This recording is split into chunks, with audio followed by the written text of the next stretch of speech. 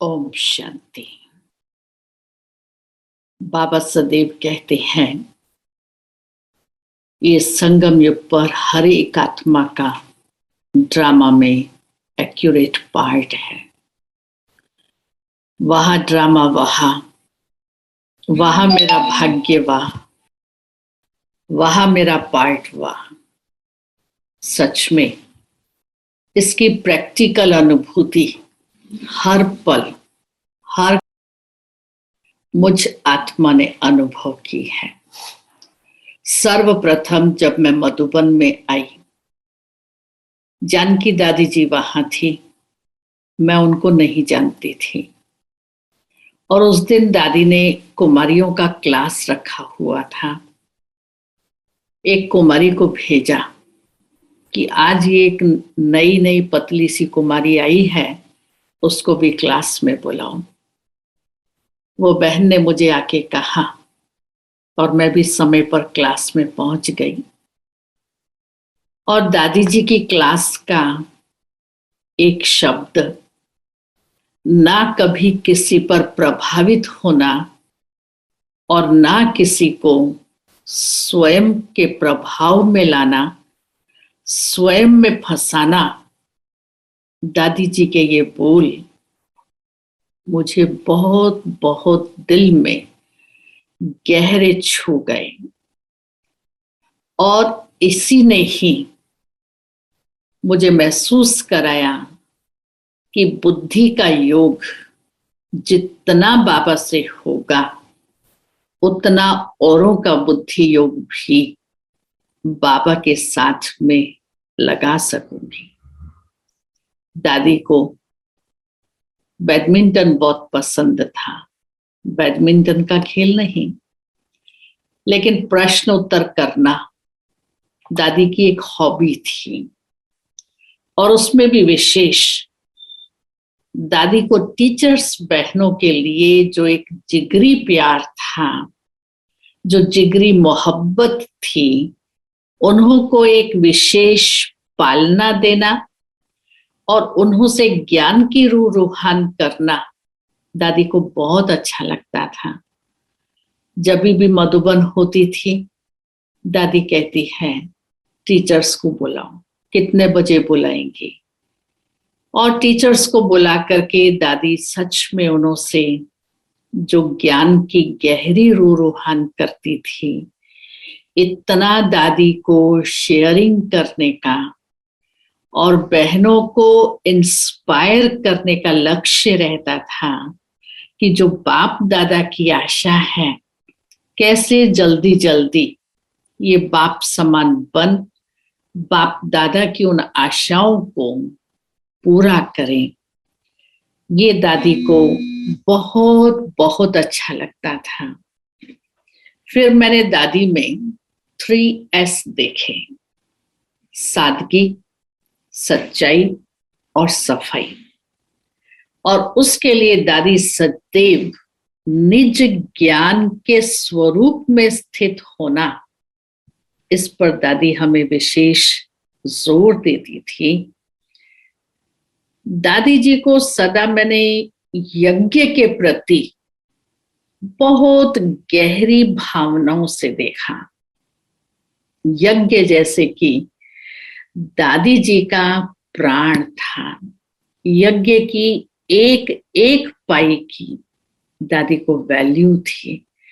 और भाई बहनों को भी यज्ञ से एक प्यार हो, यज्ञ की संभाल करना। हम यज्ञ रक्षक हैं और यज्ञ में मुझे अपनी पाई सफल करनी है। इसकी प्रेरणा दादी जी बहुत बहुत अच्छी तरह से देते थे कि अपना तन मन धन समय संकल्प यज्ञ के लिए स्वाहा करें। तो यज्ञ से जितना प्यार होगा उतना ही यज्ञ के माता पिता से भी हमारा प्यार होगा। ये मैंने दादी में बहुत अच्छी युक्ति देखी कि किस प्रकार दादी जी औरों का धन यज्ञ में सफल करने की उन्हों को प्रेरणा देती थी। दादी जब विदेश रहती थी और उस समय तो ये साइंस टेक्नोलॉजी इतनी एडवांस नहीं थी, सेंटर्स पर भी एक एक महीना के बाद में मुरलियां पहुंचती थी, डेट वाइज मुरलियां सेंटर्स पर नहीं पढ़ सकते थे। तो जब बाप दादा की सीजन होती थी और दादी जब विदेश से आती थी, मेरा ये परम सौभाग्य था, मैं अहमदाबाद से मधुबन तक दादी के साथ जाती थी और 2 दिन पहले अगर बाप दादा की मुरली चली हुई है तो दादी मुझे कहती थी तुम बाबा की मुरली सुनाओ, लेकिन मुरली पढ़ करके नहीं सुनानी है, तुमने जो सुना है वो एक्यूरेट मुझे बाबा की मुरली सुनाओ। तो पहली बार तो मेरे को ये इतना याद नहीं था तो नहीं सुना सकी, लेकिन उस घड़ी से मैंने पक्का किया कि जब भी दादी के साथ जाऊंगी मैं दादी को पूरी मुरली एक्यूरेट सुनाऊंगी, ओरली सुनाऊंगी। तो सच में उस समय के दादी के ये बोल ने मेरी मेमोरी पावर को बढ़ा दिया और जब जब दादी आती थी मैं बिगर मुरली लिए दादी को सारी बाबा की मुरली सुना लेती थी। ये भी कहो दादी का जैसे कि मुझे एक वरदान मिल गया, दादी से मुझे विशेष ये एक शक्ति मिल गई जो मेरी मेमोरी पावर बढ़ गई। इसके साथ ही दादी कहती थी कोई भी कार्य करो, चाहे छोटा है या बड़ी सेवा है, कभी काम चलाओ नहीं करना, सदा एक्यूरेट और परफेक्ट होना चाहिए। जो दादी को चलते फिरते मैं देहातीत और प्रकृति जीत महसूस करती थी, कितना भी दादी की देह का हिसाब किताब होता था, मैं देखती थी दादी को अभी अभी सलाइन चढ़ रही है और शाम को देखूं तो दादी योग कराने बैठी, हॉल में आ गई, सबको इतनी प्यार से पालना दे रही है, ज्ञान रत्नों से सजा रही है। दादी को अपने देह का नहीं था, ये देह बाबा को समर्पित है, इसकी हड्डी हड्डी स्वाहा होनी चाहिए।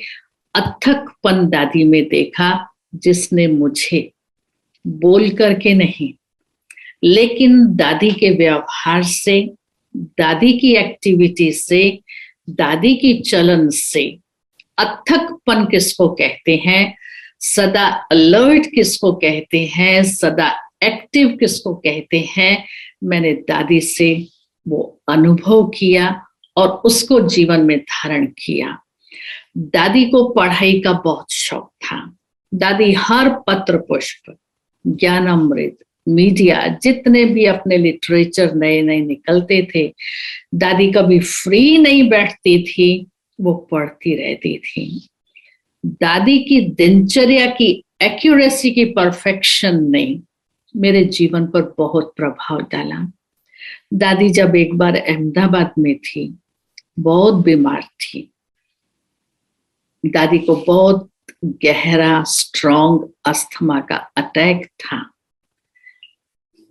उस समय भी दादी का अमृत वेला, सुबह मुरली क्लास, उसके बाद 10:30 बजे सुबह क्लास, शाम को 4 से 5 का योग, शाम को और 7 से 7:30 का योग, रात्रि 9 से 10 का क्लास। दादी एक्यूरेट इन सब बातों में थी कि उस समय दादी के अंग संग रहने का जो सुंदर मौका मिला, एक भी चीज दिनचर्या के अंदर दादी ने मिस नहीं की होगी।